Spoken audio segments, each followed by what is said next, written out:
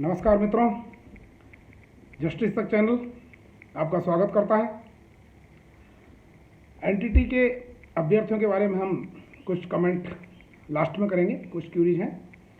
अभी हम जो है हमारे पास में कई हायर लेवल के जो सिविल सर्विसेज एस्पिरेंट्स हैं, उनके लगातार फ़ोन आ रहे हैं और कई हमसे मिलने भी आए हैं जो मेन एग्ज़ाम को क्रैक कर चुके हैं।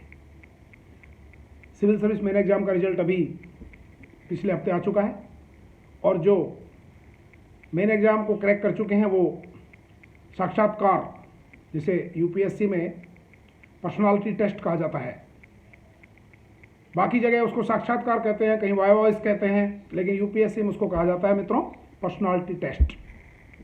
क्योंकि यूपीएससी में आपका कोई ज्ञान परीक्षण नहीं किया जाता है, बेसिकली आपका पर्सनालिटी, आपका जो व्यक्तित्व है उसका मूल्यांकन किया जाता है। तो हम नटसेल में जो साक्षात्कार या पर्सनालिटी टेस्ट की जो तैयारी कर रहे हैं, अभी 15 दिन बाद में पर्सनालिटी टेस्ट होने वाले हैं। हो सकता है थोड़ा विलंब भी हो जाए कोविड के कारण, लेकिन तैयारी तो आपको जारी रखनी है। मैं आपको सलाह दूंगा कि आप जो हैं मॉक इंटरव्यूज़ के माध्यम से अपनी तैयारी प्रारंभ कर दें।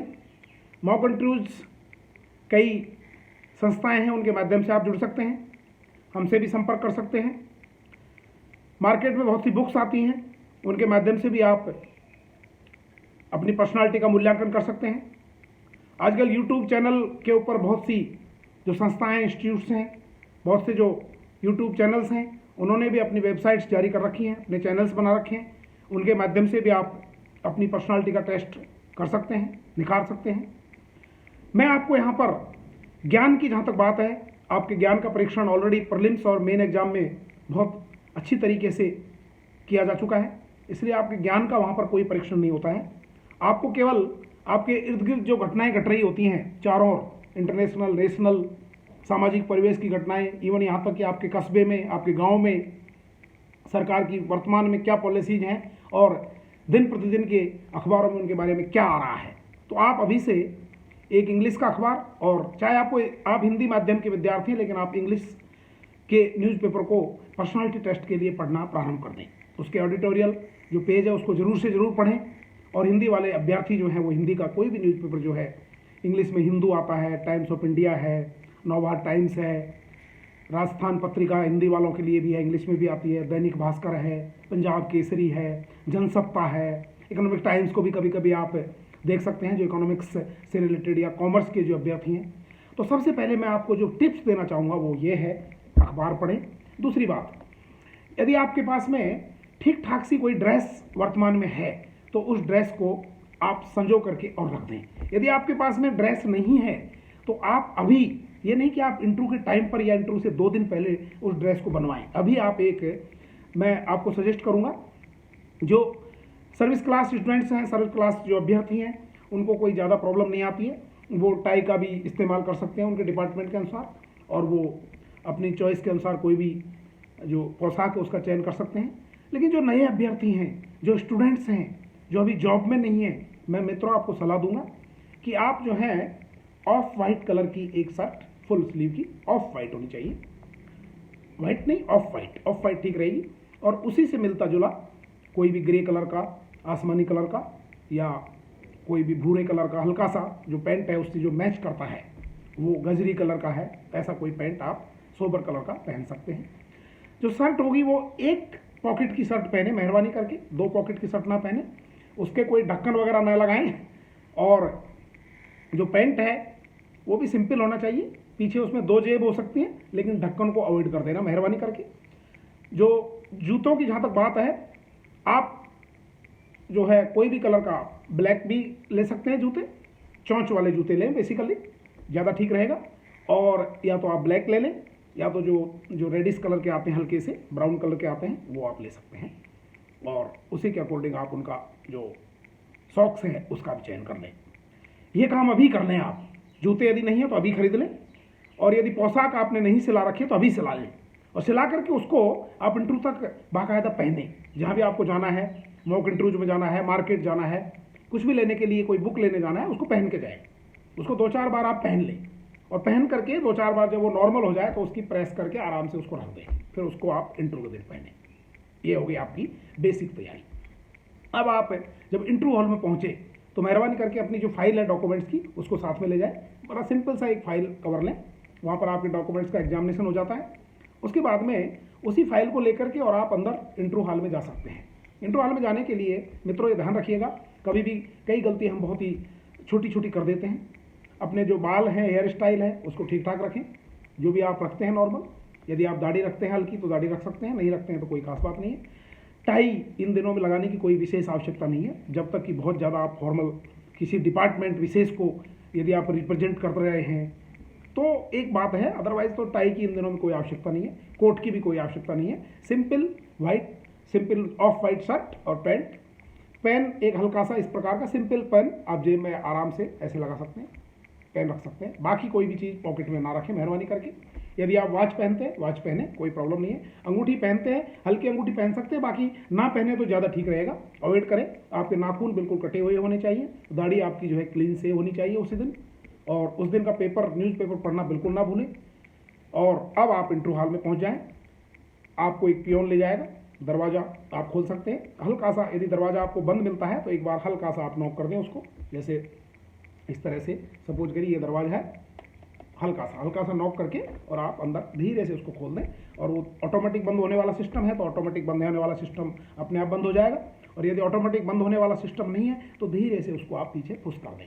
पुश करके मित्रों आपका सबसे पहला जो अभिवादन होना चाहिए वो होना चाहिए, यदि ये ध्यान रखिएगा, यदि वहाँ पर चेयरपर्सन लेडी मेंबर बैठी हुई है, कोई भी चेयरपर्सन लेडी हो सकती है, जेंट्स भी हो सकता है, लेकिन कोई भी यदि महिला कैंडिडेट बैठी हुई है वहाँ पर, तो सबसे पहले मेहरबानी करके और उनको आप हिंदी में या इंग्लिश में, जो भी इंग्लिश संबोधन ज़्यादा ठीक रहता है नमस्कार के लिए, तो नमस्कार एक थोड़ा सा इनफॉर्मल टाइप लगता है, आप सीधे कहें। यदि आफ्टरनून में है तो आप कहें गुड आफ्टरनून मैडम, हाथ जोड़ के कह दें, कोई प्रॉब्लम नहीं है, गुड आफ्टरनून मैडम, चाहे वो चेयरपर्सन या चेयरमैन है या नहीं है। लेकिन यदि महिला है तो सबसे पहले जो हम अभिवादन करेंगे गुड आफ्टरनून मैडम, उसके बाद में गुड आफ्टरनून सर्स, इस तरह से आप थोड़ा सा सबकी तरफ देख करके। लेकिन भूल करके भी गलती मत कर देना, यदि महिला वहाँ पर है तो पहले महिला को ही संबोधित आप करेंगे, पुरुष को नहीं, पुरुषों को बाद में। यदि चेयरमैन भी यदि पुरुष बैठा हुआ है वहाँ पर, जेंट्स चेयरमैन है, और महिला सपोज करिए उसकी मेंबर है यूपीएससी बोर्ड की, तो सबसे पहले मेहरबानी करके आप महिला को ही संबोधित करें।